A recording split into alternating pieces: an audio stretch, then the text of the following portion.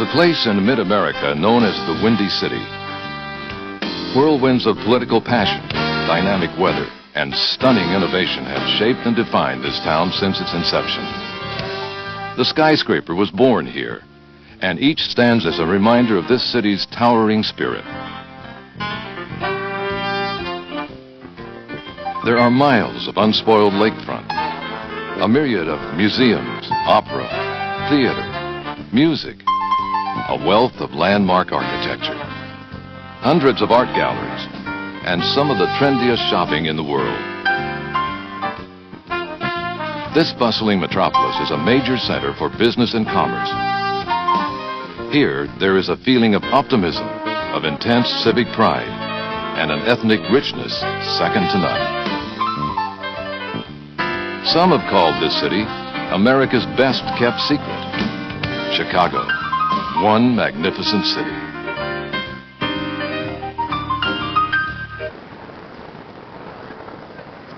First and foremost, Chicago is a city of diversity, of neighborhoods and communities.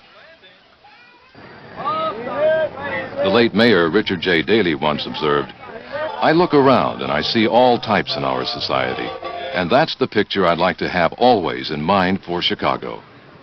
My mother and grandmother, God bless them, would make quilts. So did your mothers and grandmothers. They take patches of every description and put them together, and then they made one quilt. That's our Chicago that I'm so proud of. Located between the Mississippi River and the Great Lakes, Chicago rests on the northeastern corner of the state of Illinois overlooking Lake Michigan.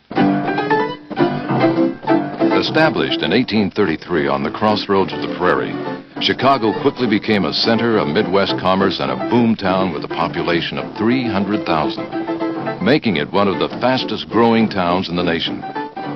But in that rapid growth, houses and sidewalks were made of wood, and even streets were paved with timber.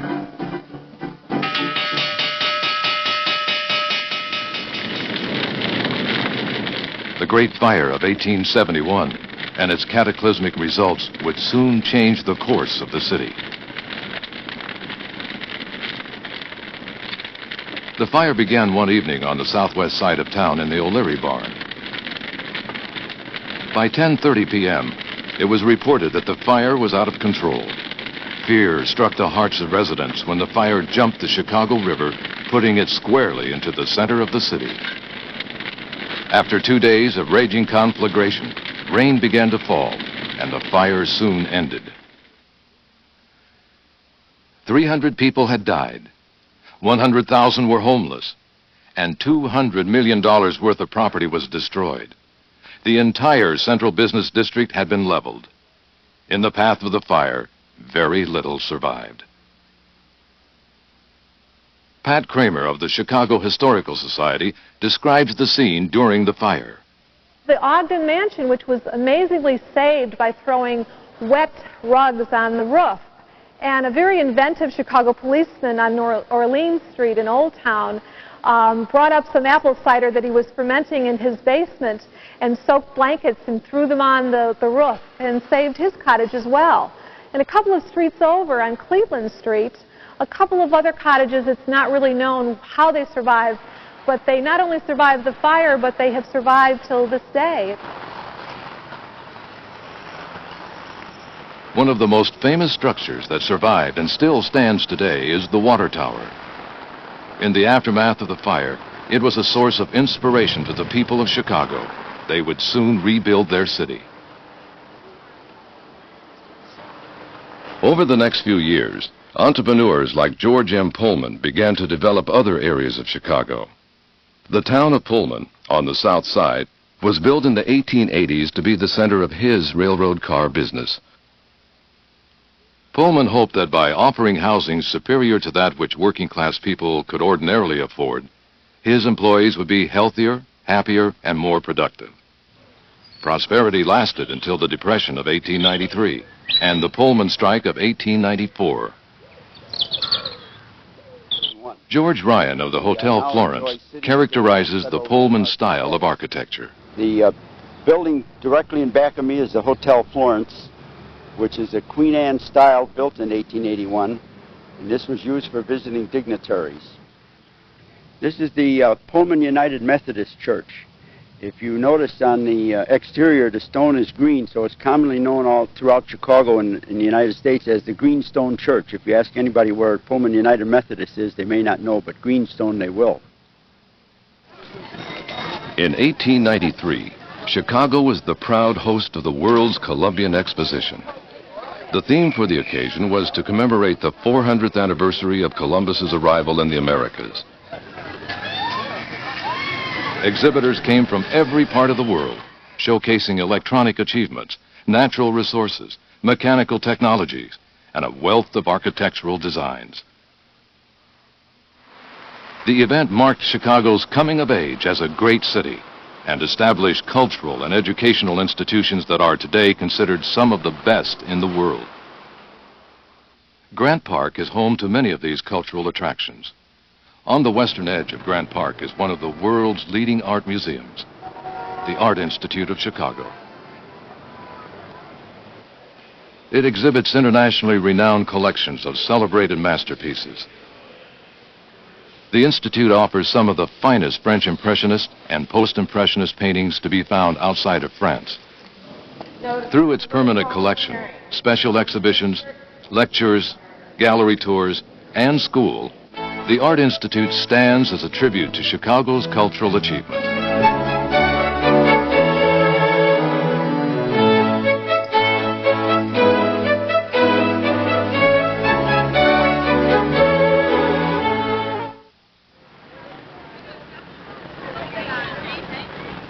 Once a year, all of the city comes together for the Taste of Chicago, an 8-day feast drawing people from every pocket of town to Grant Park.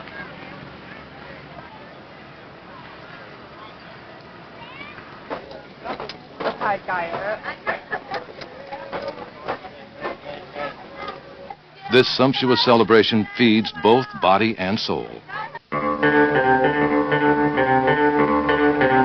What would the Taste of Chicago be without the driving beat of the blues?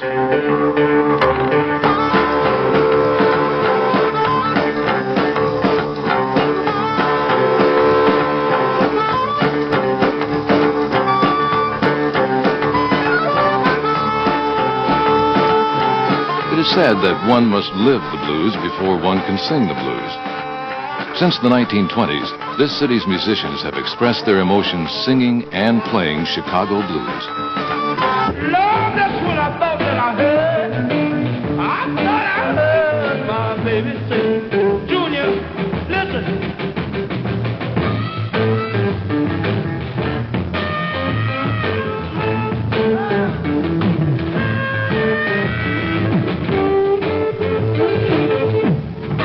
Black musicians from the South were drawn to Chicago's nightclubs, bringing with them their own interpretation of the blues. The music took on new styling and instrumentation. However, the fundamental sound of the blues remained unchanged.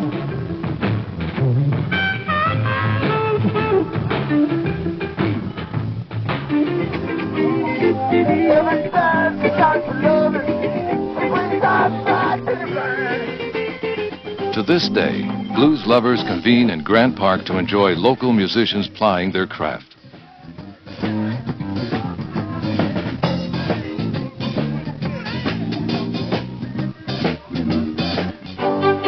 Across from Grant Park on Michigan Avenue is another famous musical arena, Orchestra Hall, where the Chicago Symphony attracts internationally recognized conductors and soloists to its stage.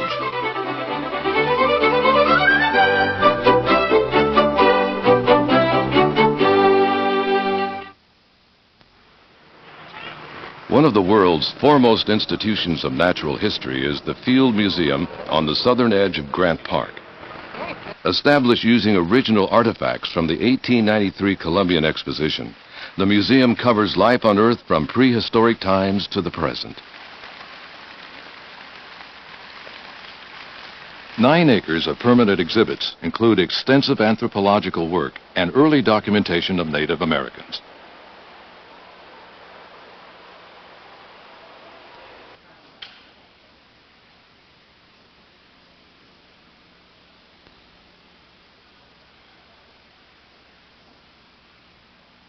Inside Egypt is a reconstructed life-size tomb complex containing tomb chambers that were excavated and transported from Egypt in 1908.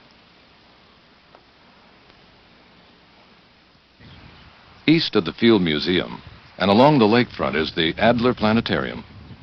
The first planetarium in the United States.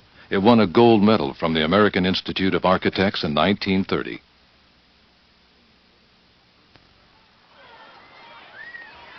Next to the planetarium stands the white marble structure known as the Shedd Aquarium, the world's largest indoor underwater museum, housing more than 8,000 fish and marine animals. A 90,000-gallon tank recreates the beauty of a Caribbean coral reef.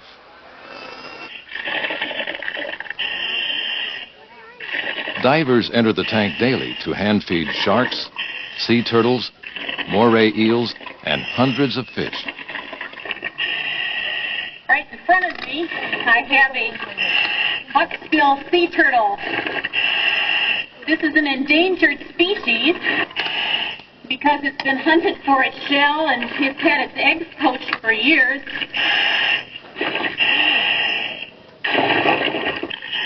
And see, we have a triggerfish here, a very beautiful female triggerfish. Beautiful blue stripes by its mouth.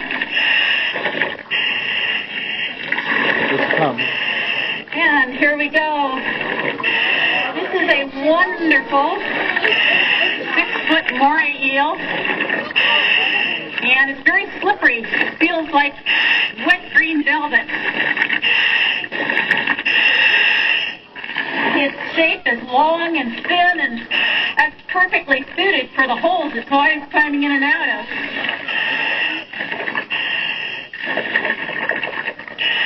But the nurse shark is able to pump water over her gills, and therefore she can lie quietly on the sandy reef bottom and just wait for food to drift to her.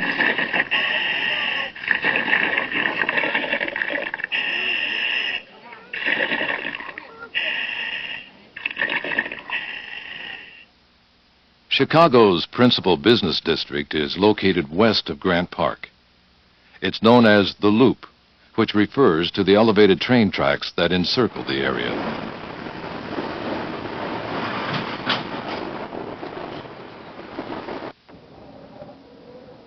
The vast number of landmark commercial structures within the Loop and the adjoining Magnificent Mile have earned Chicago the distinction as the birthplace of modern architecture. The buildings stand testimony to the positive collaboration of business and art. Architect Louis Sullivan thought that each building should be unique, with a spirit and social purpose reflected in its structure. In the design of the Carson Peary Scott Building, Sullivan translated functionalism to formal grace through rich ornamentation.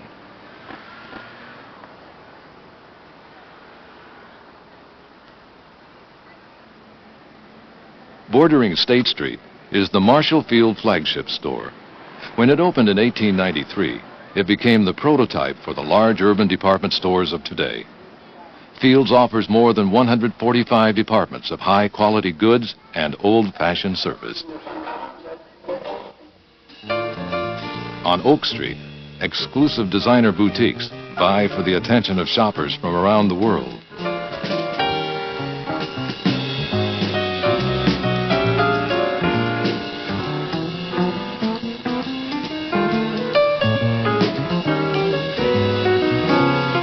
Specialty boutique owner Terry Dancona explains Chicago's fashion awareness. There's lots that's happening in Chicago that's very exciting as far as fashions are concerned. Women travel to Chicago to buy all their clothing, all around the Midwest. Even New Yorkers are coming to Chicago because we have top fashion in the city.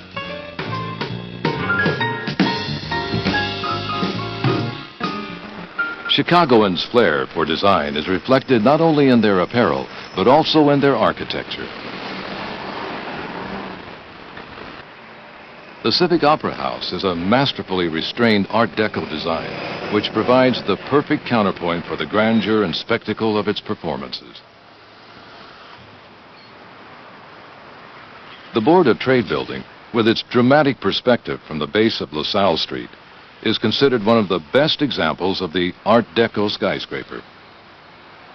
It houses the world's largest futures and futures options exchange. In 1938, Ludwig Mies van der Rohe came to Chicago and ushered in a new age of architecture, of steel frames and delicate vertical tracery. The Richard J. Daley Center carries Mies van der Rohe's vision to a monumental scale, truly a feat of engineering innovation.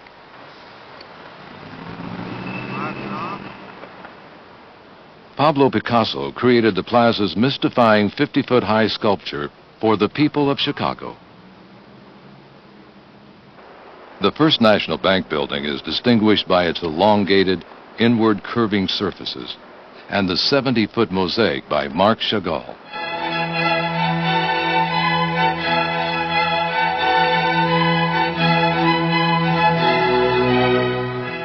Entitled The Four Seasons, the mosaic contains more than 350 shades and hues of stone, granite, glass, and marble.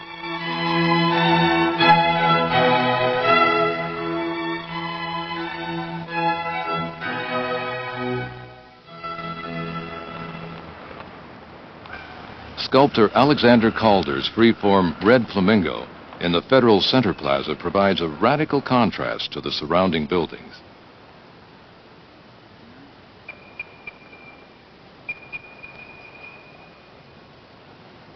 Designed by Helmut Jahn, the controversial State of Illinois building spans an entire city block. The 17-story structure is quite futuristic in its appearance.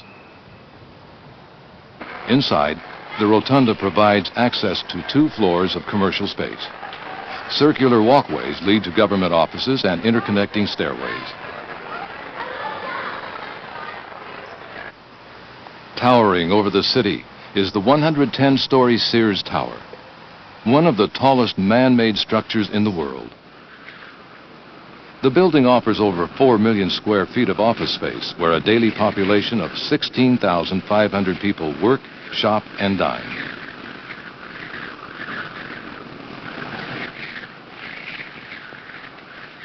The northern edge of the loop is marked by the Chicago River.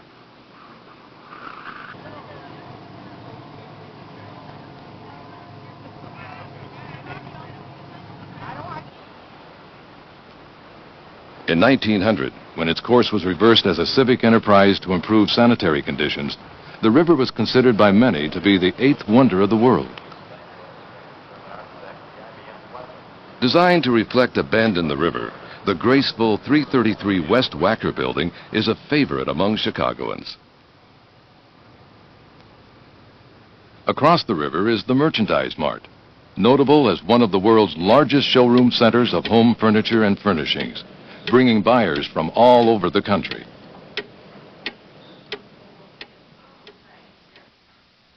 Along the river stand the cylindrical towers of Marina City.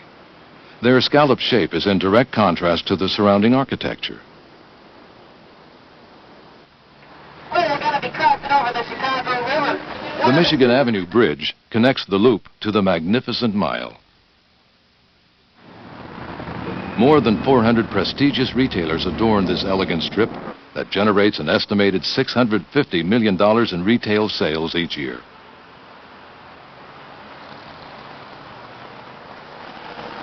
Standing as sentinels on this golden boulevard are the Wrigley Building and the Chicago Tribune, 2 of Chicago's outstanding architectural achievements.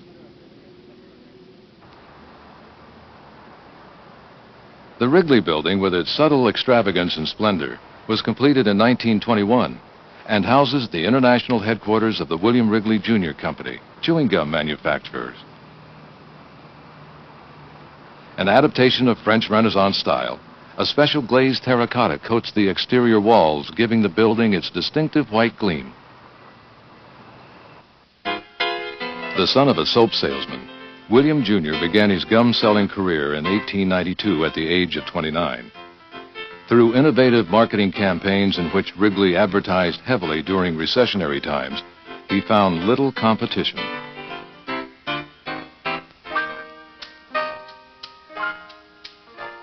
After gaining more exposure to the consumer market, Wrigley's approach to selling propelled him to the top of his industry. By 1910, the Wrigley Spearmint and Juicy Fruit brands were the nation's favorite gum. The Wrigley empire soon grew to include famous American landmarks like Wrigley Field, home of the Chicago Cubs, and of course the impressive Wrigley skyscraper, which is lit virtually every night by a blanket of enormous floodlights.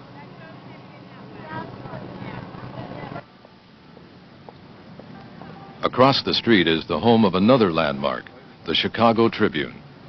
This building was the winning design of an international competition held by the newspaper in 1922.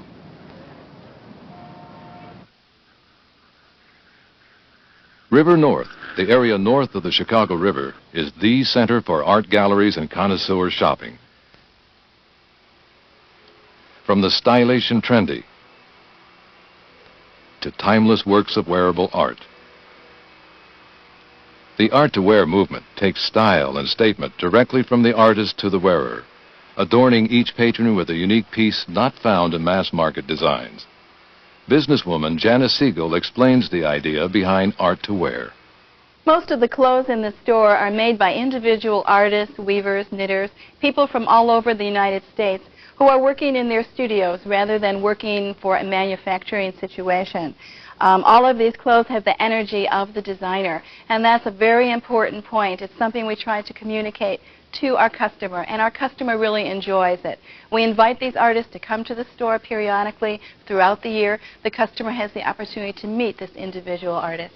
And my clients, of course, are people who are interested in the arts and understand the beautiful tactile nature of these garments.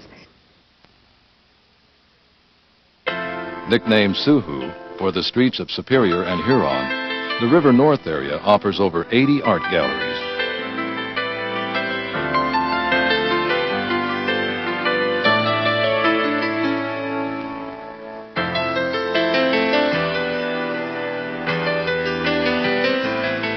This area represents the largest concentration of galleries outside of New York City's Soho.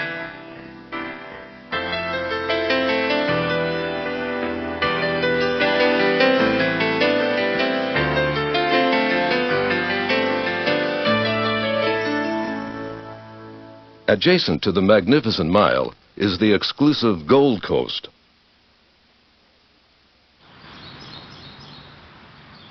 The Astor Street Historical District was developed in the 1880s, right in the heart of the Gold Coast. Elegant mansions and townhouses grace tree-lined streets in turn-of-the-century sophistication.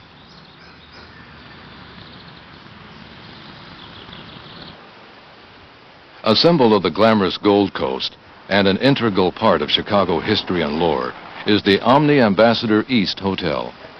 Since its opening in 1926, decades of visiting celebrities, public figures, and business leaders have called this handsome hotel home. The Ambassador East is registered as one of the historic hotels of America. The lobby features Italian marble and German crystal chandeliers, capturing the opulent detail of the Gilded Age. The resident restaurant, the Pump Room, is adorned with pictures of the hotel's famous patrons.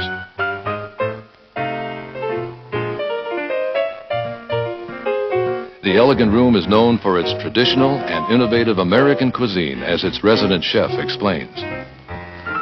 This is an escargot preparation with stuffed artichokes, Provençal with the garlic and chive butter sauce. Here we have a traditional preparation and presentation of a beluga sturgeon caviar served with parsley, egg, and minced onion with lemon. An exciting dish is broiled lamb chops with ratatouille vegetables and a light natural jus. Located north of the Ambassador East Hotel, on the edge of Lincoln Park, is the Chicago Historical Society. Here, a wealth of information is available to the public, along with a museum which chronicles the social, cultural, and industrial development of the city.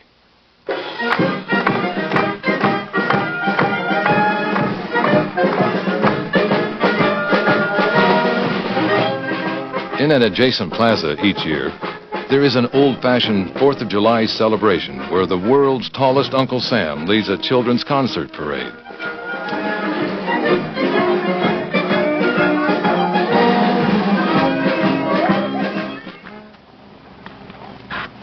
Whether it's fishing, water skiing, boating, or just relaxing in the sun, the lakefront region is a major center of activity offering enjoyment to all who love the outdoors. Lincoln Park is part of a series of lakefront recreational areas offering gardens, greenery, and miles of beachfront to be shared by all.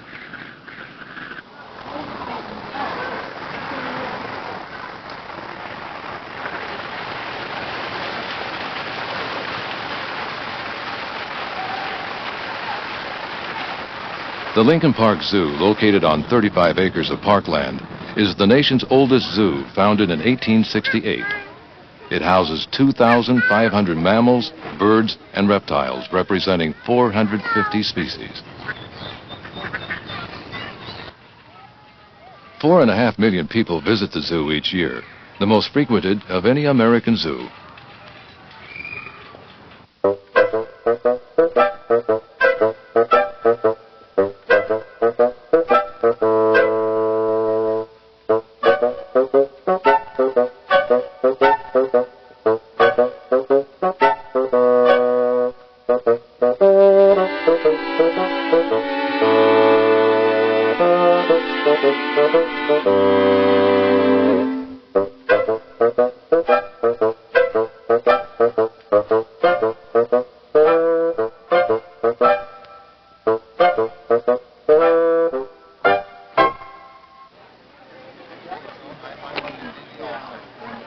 The quaint residential area known as the Old Town Triangle hosts an art fair where each year the works of over 200 artists, many nationally recognized, are available for viewing and purchase.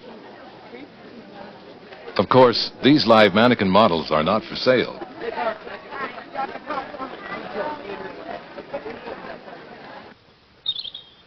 Hyde Park is the area south of Grant Park, best known for the University of Chicago.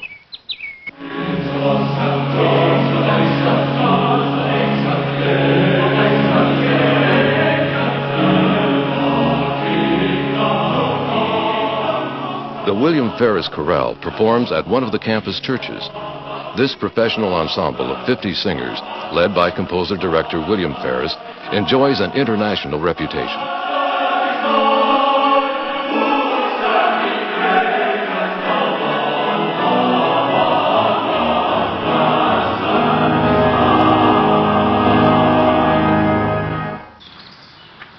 The University of Chicago was founded in 1891 with a substantial endowment from John D. Rockefeller and a land donation from Chicago businessman Marshall Field.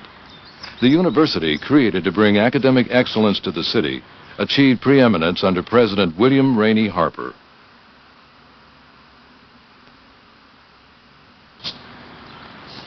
Architecturally, the campus is modeled after Oxford and Cambridge universities. The campus design is one of the finest in the country, mainly because a unified plan was conceived and adhered to during 4 decades of growth. The Rockefeller Chapel is an impressive example of late Gothic revival. Unlike most Gothic cathedrals, internal structural piers are used to support the weight of the building. The chapel's large tinted windows infuse a soft, mellow light, which highlights the gray shades of the Indiana limestone walls.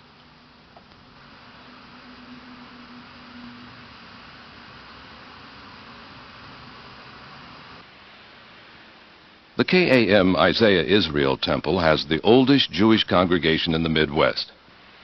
At the dedication, the temple was described as distinctive in style, majestic in appearance, Jewish by suggestion, designed along Byzantine lines.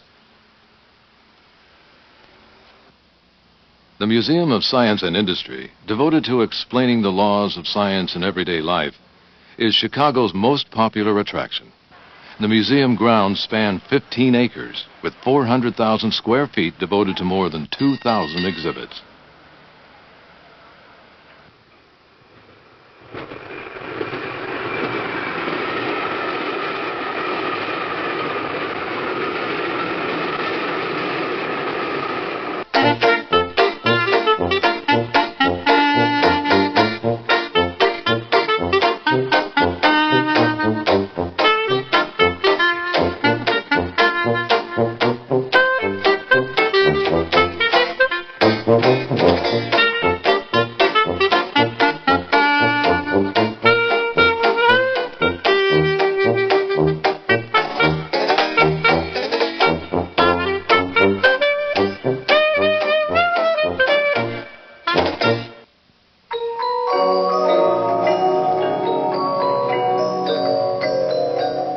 Colleen Moore's fairy tale castle contains more than 1,000 miniature treasures collected from around the world.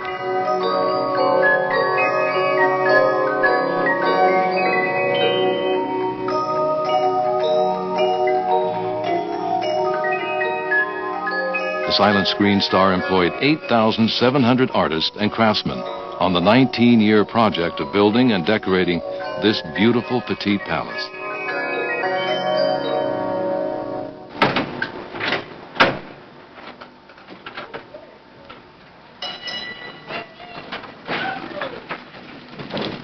The museum also holds other unusual diversions.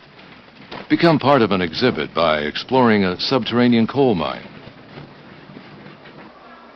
Walk through a human heart replica towering 16 feet overhead.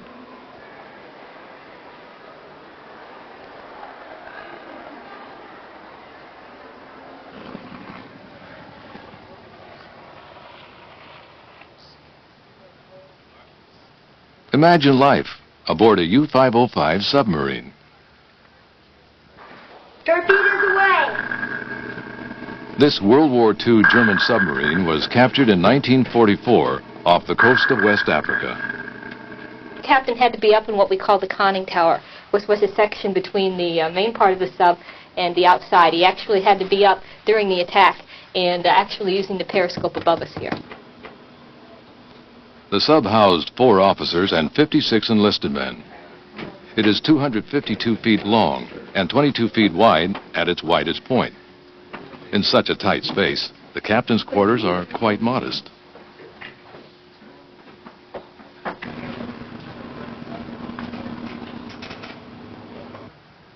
After sinking 8 Allied ships, the sub was seized, making it the first enemy vessel captured on the high seas since 1815. North of Chicago, in Glencoe, the Chicago Botanical Gardens offers a 300-acre outdoor living museum. It features a brilliant collection of plants, trees, and shrubs from around the world in 20 different garden settings.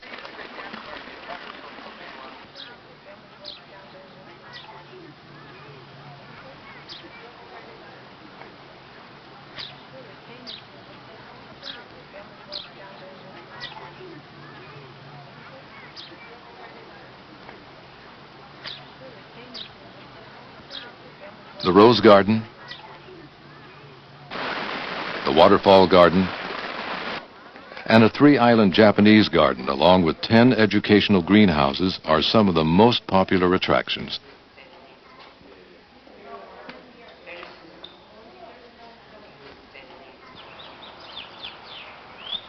Unusual religious architecture is seen in the Baha'i House of Worship, located north of Chicago in Wilmette.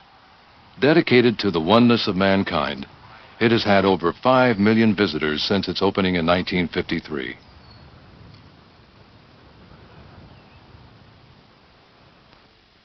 The auditorium, rising 135 feet above the main floor, is one of the tallest unobstructed interiors of any building in the world.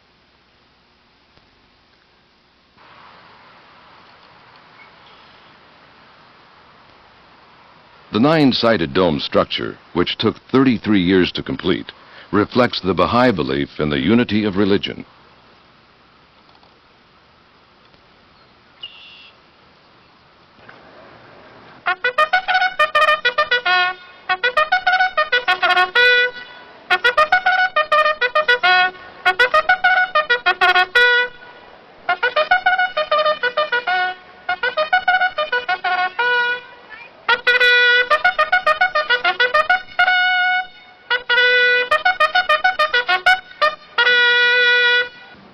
Arlington International Racecourse, northwest of Chicago, offers world-class thoroughbred racing. Its clubhouse, grounds, and facilities are considered by many racing experts to be among the finest in the world.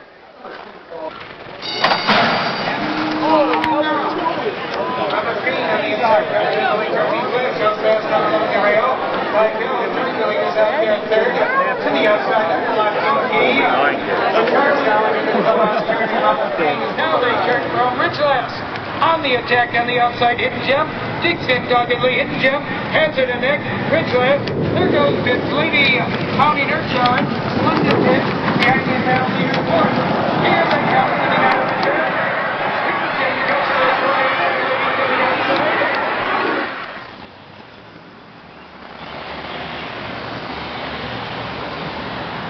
In Oak Park, 10 miles west of downtown Chicago, stands the Frank Lloyd Wright Home and Studio, birthplace of the Prairie School of Architecture. A National Historic Landmark, this museum features intricately patterned ceiling grills, colorful art glass, and dramatic interior spaces.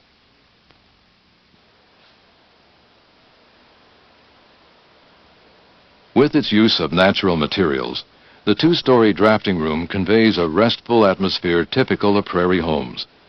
It was here that Wright developed his style of low, earth-hugging dwellings that would change the course of 20th century architecture.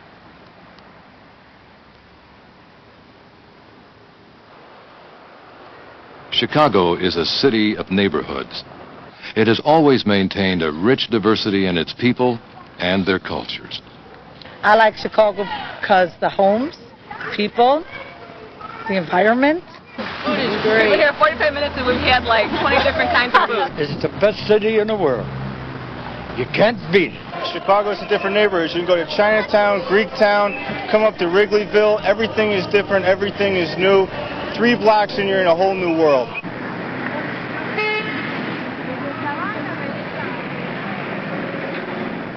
Established after the fire of 1871, these cultural neighborhoods were once totally segregated and self-sufficient.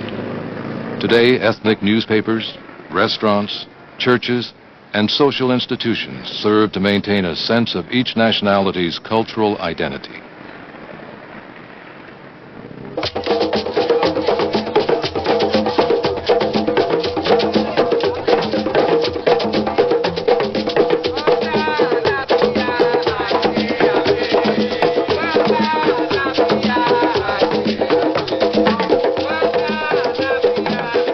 The African American Fashion Show is held each year in Hyde Park, showcasing an exciting interweave of both African and American design.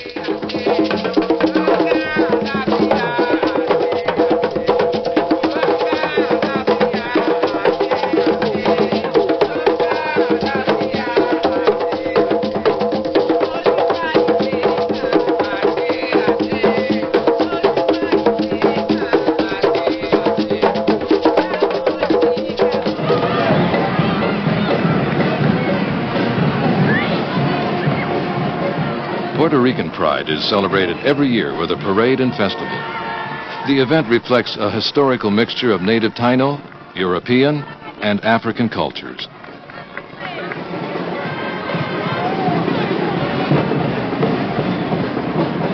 Generations of young and old blend together to share customs, language, and memories.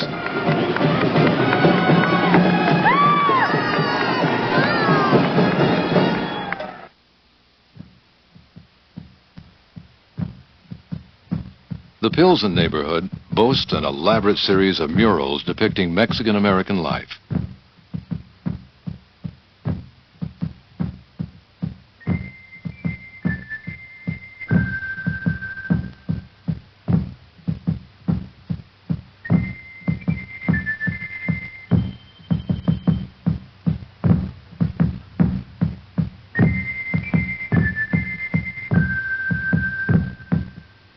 The Mexican Fine Arts Museum is the largest of its kind in the nation.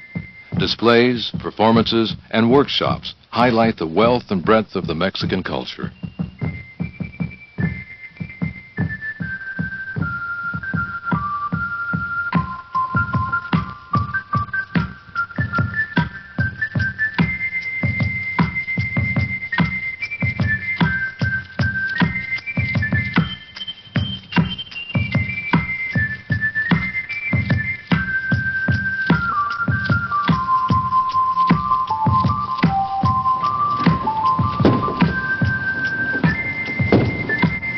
The Toxil weavers from Chiapas, Mexico, demonstrate the traditional backstrap loom used by the Maya for centuries.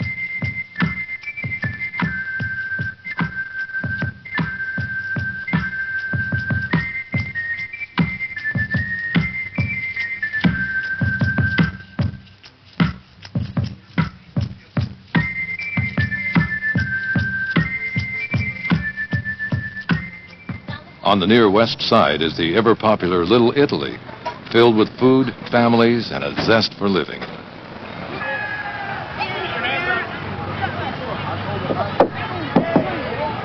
The object of the bocce ball game is to get as close as you can with your ball to the small Pauline ball.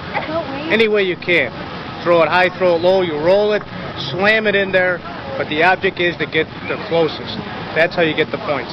My name is Mario. I just want to tell you, yesterday I was in St. Louis, Missouri. I came third in U.S. championships. I'm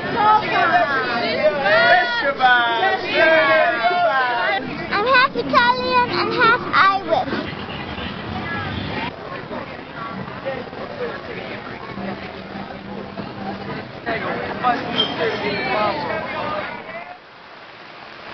At Rico's, owners Mario and Rico serve Italian regional dishes in their old neighborhood tradition. Most of the recipes were taught to me by my mother and two of my sisters, and I would always help them cook in the kitchen. I really loved it. I always loved it. These are famous Italian appetizers like stuffed baked clams, stuffed artichoke, fried zucchini, Italian homemade sausage, and fried calamari. Young generations come back to their own neighborhood, and they've been coming back, especially lately, in large numbers, because basically they can't really cut the tie that they've had to this old, wonderful community.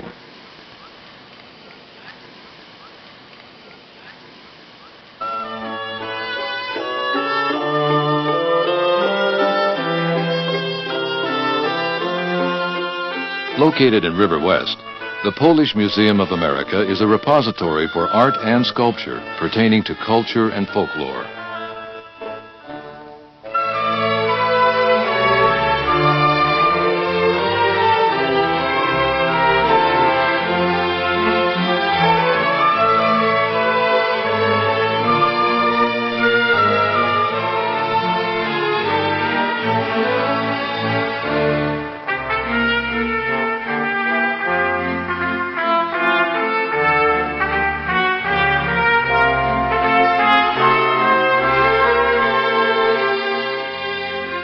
Mariva's restaurant preserves the cuisine of Poland before World War II with its French and Italian influences. Something that the kings and queens would be able to eat and feast. Salmon with stuffed pike, similar to French cuisine but lighter in sauces. The idea about decorating this restaurant came from Irene, my wife, and she wanted to show a finer side of Poland, and that's why we have here Copernicus, which is our astronomer, Polish astronomer, carved in glass.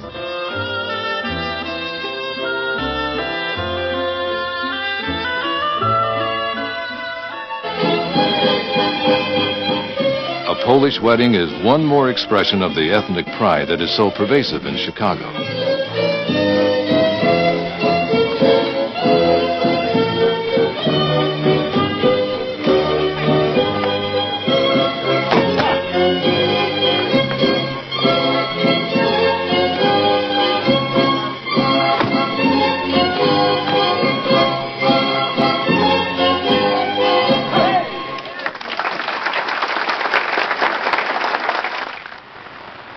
Germans and Hungarians settled in large numbers on the north side.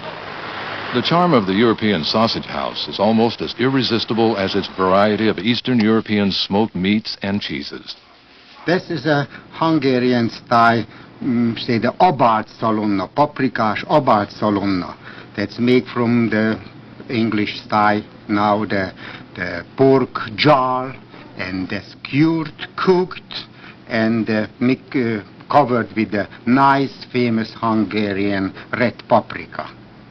And the head cheese, that is a really Hungarian style too, with paprika, and that's made from pork parts, from tongues, and the jar, and cooked, mixed, and smoked. This is a very important for smoking Lilibet. It's more tasting, more flavoring for this product.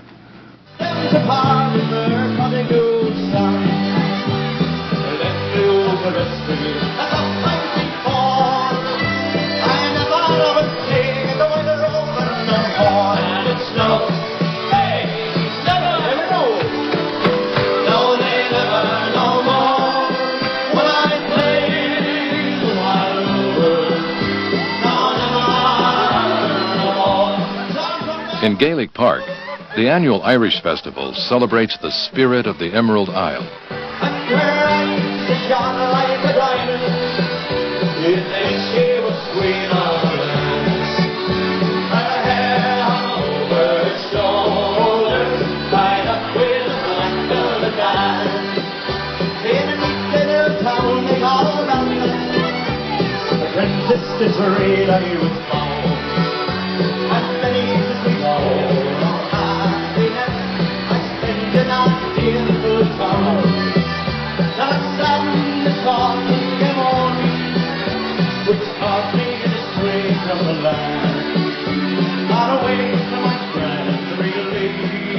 One large community remains in Edgebrook in North Chicago, where Donegal's specializes in Irish imports and lore. Our parents, our sisters, our brothers, ones that just come on vacation, they love to come in and see the Irish products in here. They still get a little bit homesick for Irish products, and especially food, and maybe if they want to give a nice gift, they'll give Waterford Crystal, and I think it helps us keep our Irish heritage with our children also. And you have second and third and fourth generation that love to go back on their heritage, love to see the products from Ireland, people from Ireland, where they came from.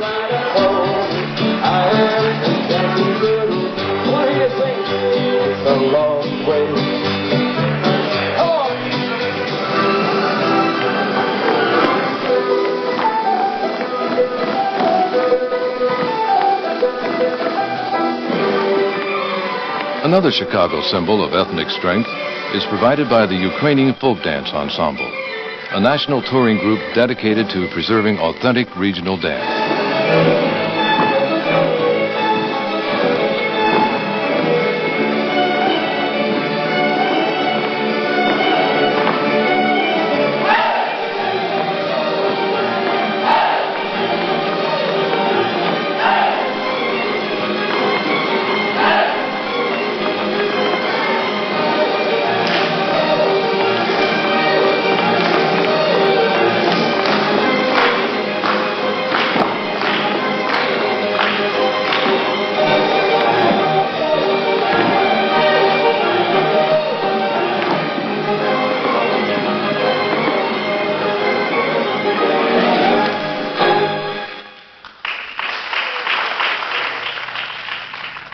In the Windy City, authentic regional food must begin with a Chicago-style hot dog, appropriately named the Gold Coast Dog. What makes Chicago special is Chicago-style hot dogs. The average person here is a connoisseur and an expert. It's not taken lightly. If you would ask the average person a question about a hot dog, they'll talk for 20 minutes. For an authentic Chicago-style hot dog, you first have to start with a Vienna hot dog. And it has to be on a natural casing dog. And you have to use a Marianne bun. They're either boiled in water or charred on the char grill. And then there's a very specific order and specific condiments which go on it. It's mustard, relish, onions, hot peppers, pickles and tomatoes, and a dash of celery salt. If it's a boiled dog, there is a temperature which it has to be cooked at, which I will not divulge. It's not over 200, not under 170, somewhere in there for the perfect hot dog. I personally don't leave the dogs in the water for more than 20 minutes. There's nothing wrong with them except a little bit of the flavor gets cooked out of it. Everything. 4, 5, 10, 20. Do anything you want. Have a good one. I appreciate it. And there is Chicago deep dish pizza.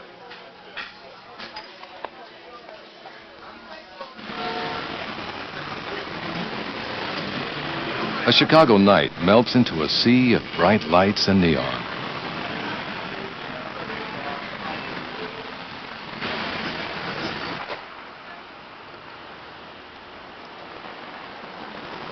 The curtain rises on such classics as the Threepenny Opera, performed for the International Theater Festival in the original German. Das ist doch einfach eine Sau, der sowas. Verstehst du mich, Jakob? Da kannst du was lernen. Es soll wieder ein so trauriger, gefährlicher, verdammter Drecktag sein, Lieber. Steht überhaupt jemand vor der Tür? Soll ich das auch selber besorgen? Soll ich mich an diesem Tage selber vor die Tür stellen? The Biograph Theater stands as a landmark of the gangster heritage, recalling the spot where John Dillinger was finally gunned down. Concerts, comedy clubs, dancing, folk music, and jazz greats can be found any night of the week. But the great, legendary Chicago blues is best expressed in smoky bars and intimate clubs scattered throughout the city, with performers like Sugar Blue making it all come alive.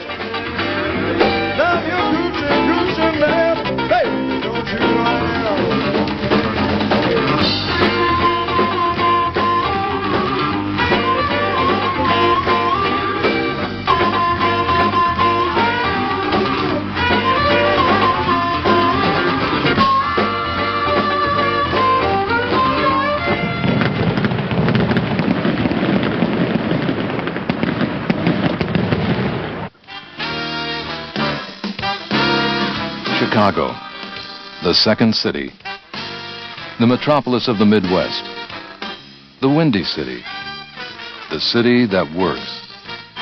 There is a sense of unity in its diversity. There's a sense of love in its purpose.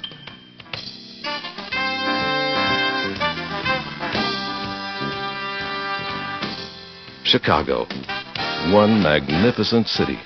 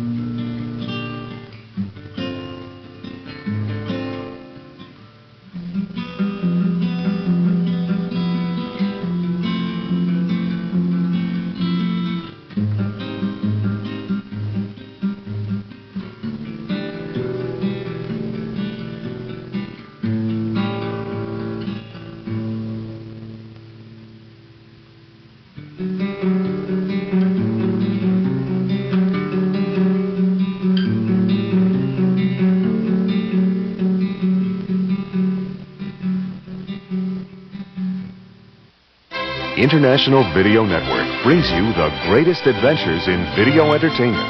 Award-winning documentaries from Reader's Digest, exploring the masterworks of man and nature. Travel planning videos from Podors, revealing looks at the people, places, and cultures of the world. Rand McNally Video Expeditions, taking you to some of the most remote and dangerous places on Earth. Rand McNally Video Travelers, whirlwind tours you can enjoy from the comfort of your living room.